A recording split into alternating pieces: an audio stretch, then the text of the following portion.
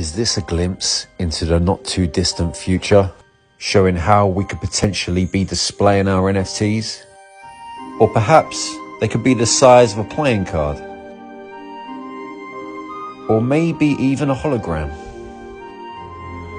However we end up carrying them around, whether in the physical world or the metaverse, one thing is for sure, we haven't even scratched the surface with this technology.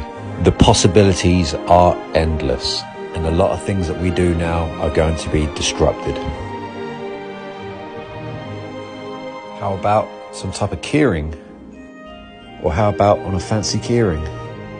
Maybe we'll be displaying them on our fireplace, or maybe they'll be our ticket into fancy venues. Sorry mate, not tonight, it's private. Yes, I'm aware. That's why I'm here. In that case, can I see your NFTs please mate? What? Hang on mate, is that a first edition Mr. Poopy Butthole NFT? It is. Suppose you better come in then mate.